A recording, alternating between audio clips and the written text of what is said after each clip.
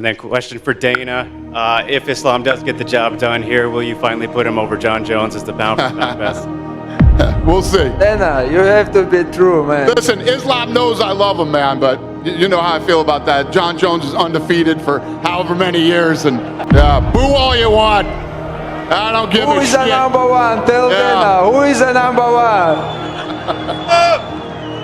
And fuck you for asking that question. I'm fighting to be the greatest fighter ever, not to be the pound-for-pound best right now. We have two different motivations, and I think there's room for both of us at the top.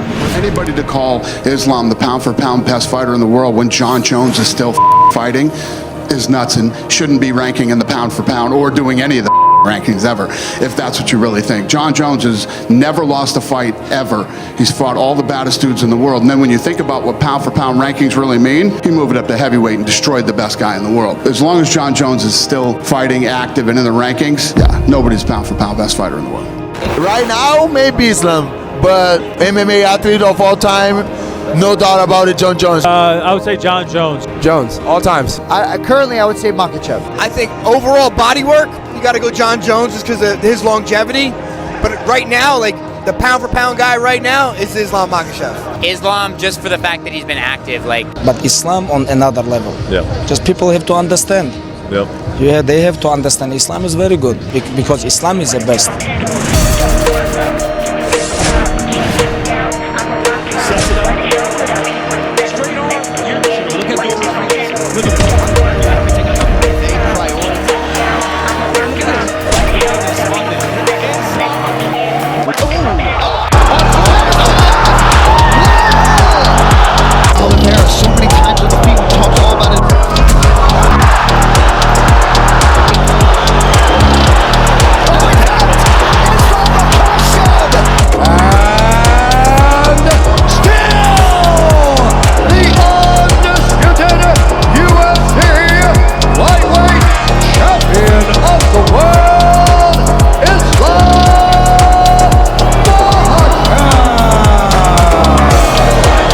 What's up, everybody? I got some fight news to start off the new year. Saturday, January 18th at the Intuit Dome in Los Angeles, California. It will be headlined by the pound-for-pound #1 ranked fighter in the world and lightweight champion Islam Makhachev, taking on #1 contender Arman Tsarukyan. Native of Georgia, but 100% Armenian blood. So that guy, Arman Tsarukyan, he's a fucking assassin. My first fight in the UFC, I got experience and I feel like I'm better everywhere. I improve my boxing, wrestling. The most important thing is experience, so I feel very good in the cage. Yeah, I'm not nervous, you know.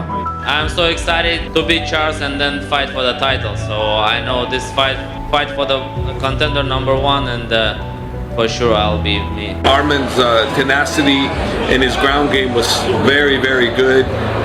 He was able to get out of a lot of submission attempts, and but Arman is a great competitor, and I look forward to the challenge with him. I really do. I look forward to the challenge with him. He's deserving of his spot, and he deserves his chance to show that he can beat Islam, which I know he's not going to, but he deserves his shot. He is the deserving #1 guy. Yeah, if you watch his skills, he have good skills wrestling, and who have the wrestling skills, they control, they control lightweight many years ago, and Arman have good skills. That's why he's #1 right now, and he a real contender who I want to fight. For sure, he's the best fighter in our division, and he defend his title a couple of times, and I'm so excited for this fight, and can't wait to be a champion. I think if you look at history and their first fight together, obviously it was a barn burner. It was pretty close in a lot of people's eyes. I don't know if I've actually watched that fight. I've just heard from people that it was close. But Arman obviously beat Oliveira last fight. Arman has been charging forward. I think right now I will be surprised if Arman pulls it off. I think Islam has continued to solidify himself as the best lightweight in the world by far with his performances, and I have no problem saying that. His hands are getting better. He just outstruck Poirier. He can out-grapple anybody. And I think he truly is doing it for more than just the punches, kicks, knees, and elbows and being the UFC champ and the glitz and glam. He's got something deeper that he's fighting for. He's fighting for an entire village, an entire portion of the country, an entire religion, and an entire legacy for himself and also Khabib and Khabib's father. So it's something special. It's a beautiful story, and I think Islam's going to get his hand raised. And I think it's once again the perfect story that for me to avenge the loss against Oliveira and then fight a guy who's even more highly regarded than Charles Oliveira, and that's Islam Makhachev. Arman's so skilled, bro. Oh yeah, That'd be crazy if Arman's champ. Arman's first fight in the UFC was fighting Islam short notice, and he fought him arguably better than anybody's fought him up until Dustin last night. So I would give it to who else? Yeah. Who else? I think I'm gonna defend his wrestling, and I'm gonna beat him on the stand. You know, I believe my striking is better, my kicks, my boxing. So he has a good clinch. He has a good clinch, but I think my footwork, my kicks, and my boxing much better. But yeah, he has good things on striking too. We gotta be careful. So just I know how can I beat him, and I want to show that everybody. I need 8 weeks. Yeah, it's gonna be tough fight, but I know January is just around the corner, and so is one of the most electrifying rematches in MMA history.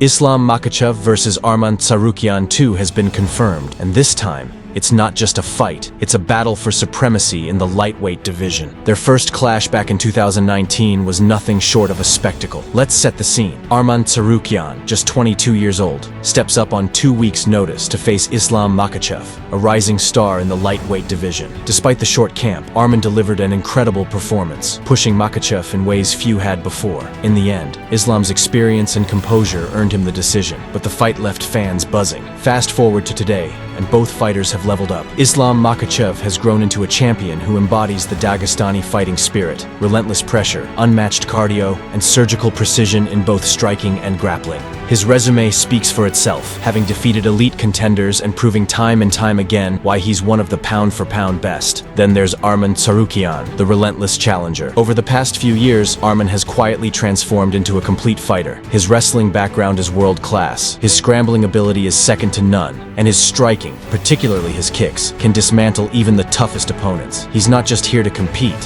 he's here to win. Here's what makes this matchup so intriguing. Their grappling is incredibly well matched. In their first fight, neither man could dominate in the wrestling exchanges. Both were constantly battling for position, and it led to some of the most exciting scrambles we've ever seen. But this time, the stakes are higher, and the margins are slimmer. Let's break it down. For Islam, the clinch will be his key to success. His trips, throws, and suffocating top game are designed to drain his opponents. Once he gets on top, his ability to break fighters mentally and physically is second to none. But Arman has a unique edge. His takedown defense in open space, and his ability to scramble back to his feet. In their first fight, he escaped full mount in seconds. If anyone can neutralize Makhachev's grappling, it's Tsarukyan. On the feet, it's a clash of styles. Islam's striking is efficient, precise, and calculated. His boxing fundamentals and defensive movement are elite. Arman, however, brings a different kind of danger. Speed, power, and unpredictability, particularly with his kicks. But here's the catch. To truly challenge Makhachev, Tsarukyan must mix up his targets. In their first fight, he focused almost exclusively on head kicks. This time, he needs to attack the body, wear Islam down,